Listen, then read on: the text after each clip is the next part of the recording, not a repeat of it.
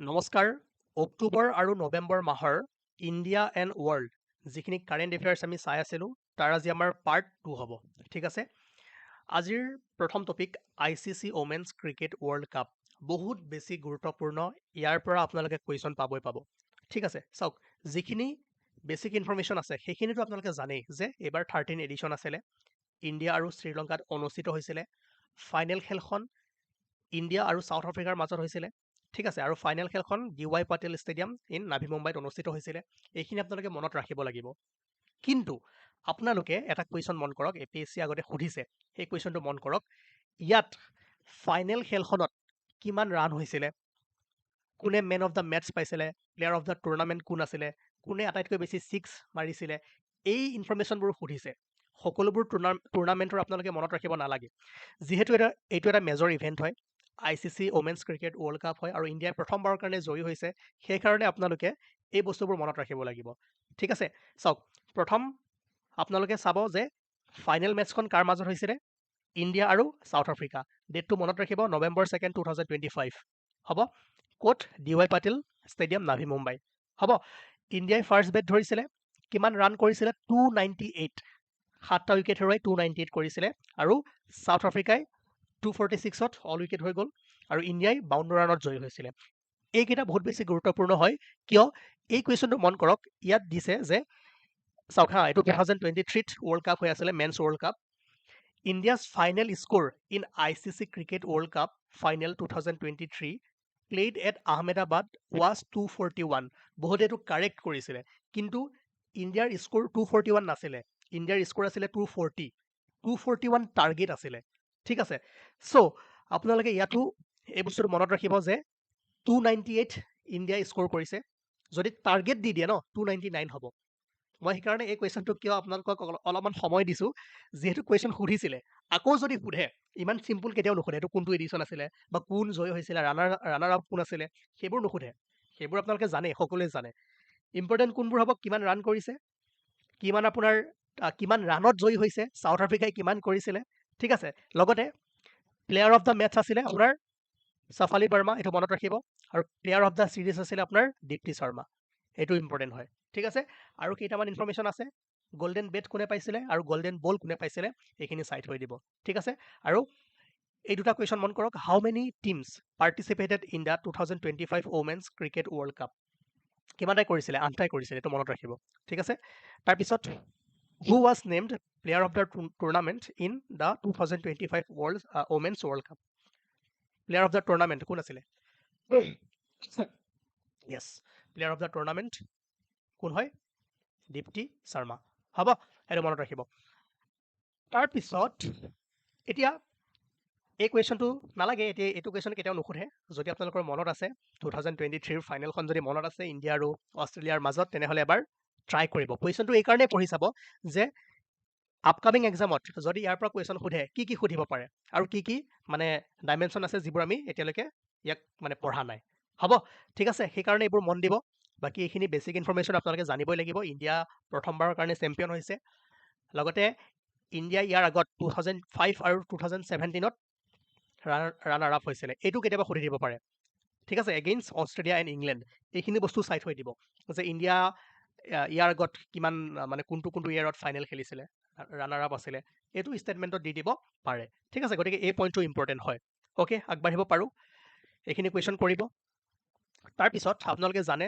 জনজাতীয় গৌৰৱ দিৱস 15 নৱেম্বৰত পালন কৰা হয় আৰু ইয়াৰ ওপৰত এটা আমি কুৱেশ্যন দিছোঁ এই কুৱেশ্যনটো মন কৰক যে consider the following statements regarding Janjatiya Gaurav Divas it is observed on 15 November every year to honour the contributions of tribal freedom fighters এইটো কাৰেক্ট হয় 1 নম্বৰটো শুদ্ধ কিন্তু আপোনালোকে এটা বস্তু এলিমিনেট কৰিব পাৰিলে হয় যে the government of India first celebrated it in 2015 এইটো মনত ৰাখিব যে it was first celebrated in 2021 as part of Azadi ka Amrit Mahotsav ঠিক আছে গতিকে 4 নম্বৰ এলিমিনেট কৰিব পাৰিলে হয় হ'ব বাকী এই দুটা যদি চাই আপোনালোকে জানে 15 নৱেম্বৰ বাৰ্থ এনিভাৰ্চাৰী অফ ভগৱান বিৰচা মুণ্ডা ঠিক আছে আৰু Birsa Munda led the Ulgulan movement against British colonial rule গতিকে 1 2 and 3 গোটেইকেইটা কি হ'ব কাৰেক্ট হ'ব মোৰ অলপমান হেল্থ ইছ্যু মানে অকণমান চৰ্দি লাগি আছে, জ্বৰ হৈ আছে, চ' মোৰ প্ৰনাউন্সিয়েশ্যনটো অলপমান শুদ্ধ নহ'ব পাৰে, কাহ।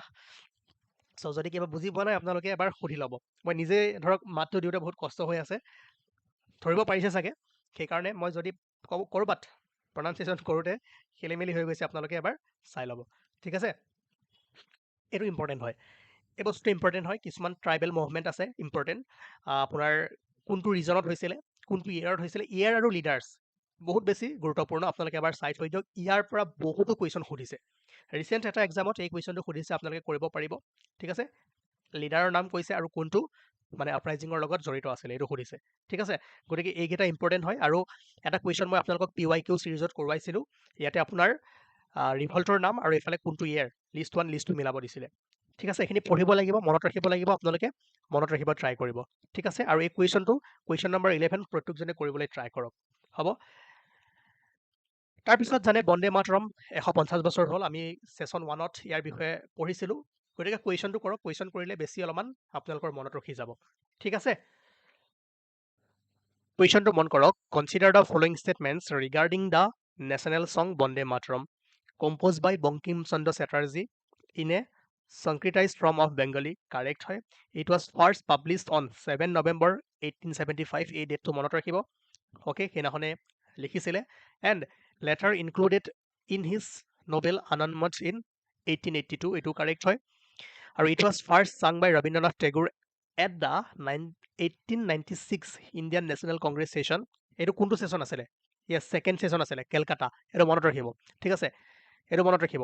And became widely popular during the swadeshi and anti partition movement in Bengal, এইটো কাৰেক্ট হয়। চাওক, পাৰ্ট 1ত আমি ইয়াৰ ওপৰত আৰু কিছুমান ইনফৰ্মেশ্যন দিছিলোঁ, আপোনালোকে নিশ্চয় চাইছে। 3 নম্বৰটো কাৰেক্ট হয়। It was officially adopted as the national song of India by the Constituent Assembly on January 26, 1950. এতিয়া আপোনালোকক মই এইটো মানে এই তিনিটা কাৰেক্ট বুলি কৈ দিছোঁ, 1, 2 and 3। 26 জানুৱাৰী আছিল নে 24 জানুৱাৰী আছিল, সেইটো মই আপোনালোকক সুধিছোঁ। প্ৰত্যেকজনে ইয়াৰ উত্তৰটো কৰিবলৈ ট্ৰাই কৰক। বাকী 1, 2 and 3 গোটেইকেইটা কাৰেক্ট হয়, ঠিক আছে। বা ছেশ্যন 1টো চাওক, 1টো চাই আপোনালোকে এই কুৱেশ্যনটো কৰিবলৈ ট্ৰাই কৰিব, ঠিক আছে, হ'ব। তাৰপিছত আমি নেক্সট যদি চাওঁ, আপোনালোকে জানে আপোনাৰ বাগ্ৰাম এয়াৰবেছ, এইটো নিউজত আছিলে। Where is Bagram airbase recently seen in the news located, এইটো মনত ৰাখিব, ক'ত আছে? আফগানিস্তানত। আপোনালোকে জানে what major development regarding Bagram airbase did Donald Trump announce in 2025, যে he declared the US will permanently withdraw all interest from the base, এইটোও নহয়, তেওঁ ইণ্টাৰেষ্ট আকৌ ল'ব বিচাৰি আছে, ঠিক আছে। He started the US is trying to get back control of Bagram airbase, ঠিক আছে। Why is Trump desperate to take it back, ঠিক আছে, মনত ৰাখিব। চ' এইটো ক'ত আছে? আফগানিস্তানত আছে। He stated that US is trying to get back control of the Bagram airbase, হ'ব। তাৰপিছত আৰু এটা কুৱেশ্যন আপোনালোকে চাব পাৰে, গ'ল ক'ত এইটো? য়েছ, constitution day, national constitution day কেতিয়া পালন কৰা হয় আপোনালোকে নিশ্চয় জানে। মোৰ আজি PPTটো অলপমান উল্টা পুল্টা হৈ আছে, ক'ত গ'ল নাপাম চাগে আজি। আৰে অ'কে, 26 নৱেম্বৰ প্ৰত্যেক বছৰে কনষ্টিটিউশ্যন ডে হিচাপে পালন কৰা হয়, কাৰণ 1949ৰ 26 নৱেম্বৰত কনষ্টিটুৱেণ্ট এছেম্বলিয়ে কনষ্টিটিউশ্যন এডপ্ট কৰিছিলে, ঠিক আছে। আৰু it came in to effect on 26 January 1950, এই দুটা ডেট আপোনালোকে খেলি মেলি নকৰিব, ঠিক আছে। আৰু কুৱেশ্যনটো কৰক, কুৱেশ্যনটো কৰিলে আপোনালোকৰ বস্তুখিনিও মনত ৰাখিব, আৰু সৰু এটা আপোনালোকে টুইষ্ট আছে, সেইটো গম পাই যাব। প্ৰথম কথা ষ্টেটমেণ্ট 4টো মন কৰক। The day was officially declared as constitution day on 26 January 1950, এইটোৱে টুইষ্ট আছিলে। এইটো আপোনালোকে এলিমিনেট কৰিব পাৰে যে 26 নৱেম্বৰক কনষ্টিটিউশ্যন ডে হিচাপে অফিচিয়েলি 2015ত ডিক্লেয়াৰ কৰা হৈছিলে, ঠিক আছে, এইটো মনত ৰাখিব। ইয়াৰ আগত 26 নৱেম্বৰ নেশ্যনেল ল' ডে হিচাপে পালন কৰা হৈছিলে, কিন্তু 2015ৰ পিছৰ পৰা কনষ্টিটিউশ্যন ডে হিচাপে পালন কৰা হৈছে, ঠিক আছে। গতিকে আপোনালোকক মই কৈছোঁ যে এনেকৈ সৰু সৰু কিছুমান পইণ্ট থাকিব য'ত আপোনালোকৰ খেলি মেলি লাগিব পাৰে, গতিকে এইটো আপোনালোকে কাটি দিব পাৰে, ঠিক আছে। 4 নম্বৰটো কাটিলে। বাকী ষ্টেটমেণ্ট 1টো জানে যে constitution day is celebrated on 26 November every year to commemorate the adoption of the constitution of India, এইটো কাৰেক্ট হয়, ঠিক আছে। তাৰপিছত এইটো মন কৰক, the constitution of India came in to force on 26 November 1949 এইটো ভুল হৈ আছে। এডপ্ট কৰিছিলে 26 নৱেম্বৰ 1949ত but came in to effect on 26 January 1950। 2 number ভুল হৈ আছে, 4 নম্বৰ ভুল হৈ আছে, এলিমিনেট কৰিব পাৰে, এনচাৰ ওলাই আছে। বাকী 3 নম্বৰটো এবাৰ পঢ়ি চাওক কি কৈছে। The constitution of India came in to force on the same day the constitution was adopted, সেইটো ভুল হৈ আছে। ঠিক আছে, গতিকে 2, 3 and 4 ইনকাৰেক্ট হ'ব। আমাক কি সুধিছে? কাৰেক্ট সুধিছে। অনলি 1 কি হ'ব? কাৰেক্ট হ'ব। আৰু এই কুৱেশ্যনবোৰ আপোনালোকে কৰিবৰ কাৰণে সৰু সৰু ইনফৰ্মেশ্যন মন দিব লাগিব আৰু ভালদৰে কুৱেশ্যনটো পঢ়িব লাগিব। সহজ হয়, এইটো টান নহয়। কিন্তু যেতিয়া আপোনালোকে কৰিবলৈ যাব পৰীক্ষাত একদম উৎপাতত পঢ়িব, তেতিয়া আপোনালোকে কিছুমান পইণ্ট মিছ কৰি দিব আৰু পিছত আহি যেতিয়া এনচাৰকে মিলাই যাব তেতিয়া ক'ব যে এইটোতো ভুল হৈ গ'ল, হয়নে নহয়? আজি মোৰ PPT-টো অলপমান খেলি মেলি হৈ আছে, উল্টা পুল্টা হৈ আছে। মই কৈছোঁৱে মোৰ ইমান হেল্থ ঠিক নাই, মোৰ মাতে ওলোৱা নাই ভালদৰে। ঠিক আছে, মই অলপ পিছত এইটো আছাম আৰু ইণ্ডিয়াটো মিক্স হৈ গ'ল, এইটো ক'ৰ পৰা কেনেকৈ সোমাই গ'ল মই নিজে ধৰিব পৰা নাই। ভাল ভাল কিছুমান কুৱেশ্যন আছিলে। ঠিক আছে, আমি আৰু এটা ছেশ্যন বনাই দিম লাগে, পাৰ্ট 3 কৰি দিম, সেইটো বেছি দীঘলীয়া নহ'ব। কিন্তু আজি যিখিনি মই দিলোঁ সেইখিনি ভালদৰে চাওক আৰু যিটো হোমৱৰ্ক দিলোঁ সেইটো কৰিবলৈ চেষ্টা কৰক। ৰ'ব মই বিচাৰি চাওঁ, যদি মই পাওঁ তেনেহ'লে আকৌ এবাৰ কৰোৱাই দিম। আৰু এটা নতুন ছেশ্যন বনাবলৈ মন নাই, আজি অলপমান দীঘলীয়া হওক। ৰ'ব, এইখিনিতো কৰোৱা হৈ গ'ল চাগে। Updated national seismic hazard map, blind women হ'ল ন? তাৰপিছত মৈত্ৰীটো হৈ গ'ল। ঠিক আছে দিয়ক, মই নেক্সট ছেশ্যনত আৰু কিছুমান কুৱেশ্যন দিবলৈ ট্ৰাই কৰিম। আজি নহ'বগৈ, আজি মোৰ খেলি মেলি হৈ আছে PPT-টো। হ'ব, থেংক ইউ। কণ্টেক্ট কৰিব আপোনালোকে যদি এই মেটেৰিয়েলছসমূহ ল'ব বিচাৰে, আৰু আমি ভাল ভাল MCQ দিবলৈ ট্ৰাই কৰিম। Thank U.